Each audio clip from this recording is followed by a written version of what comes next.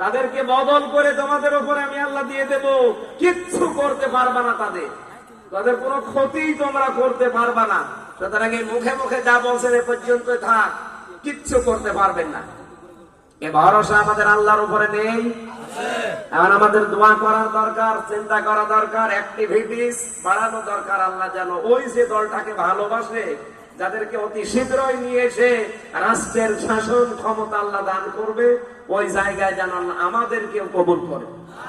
আরো জোরে বলেন অনুমাক্কিন লাহুম ফিল আরদ। আল্লাহ বলেন আমি জমিনের শাসন ক্ষমতা তাদেরকে দেব। কেন?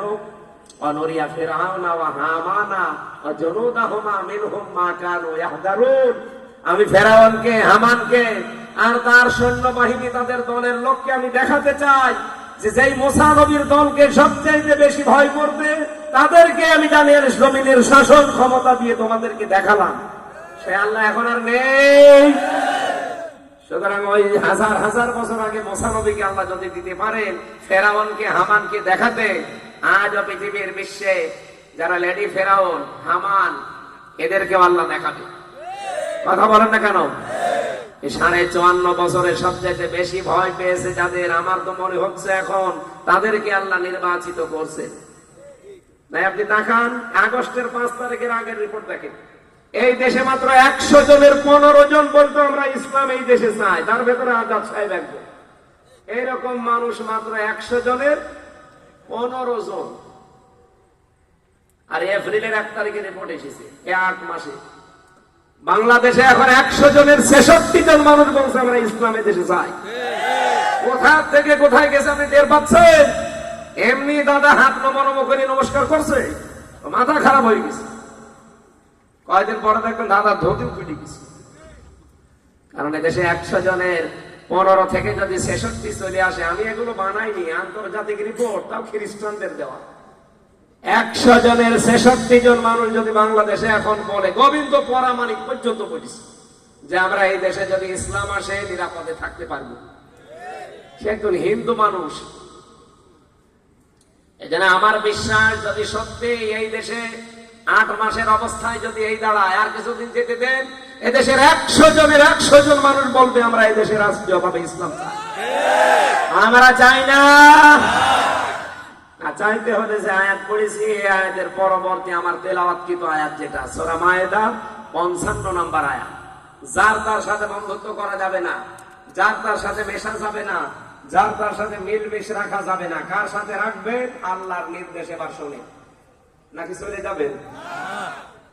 আল্লাহ রাব্বুল আলামিন বলেন ইন্নামাল মুমিনুনা আল্লাযীনা ওয়ালিয়্যুকুমুল্লাহু ওয়া রাসূলুহু ওয়াল্লাযীনা আমানু। এখানে যারা বালাগাত মানতিক পড়েছেন, যারা আরবি গ্রামার জানে, এখানে ইন্নার পরে আল্লাহ মা দিয়েছেন।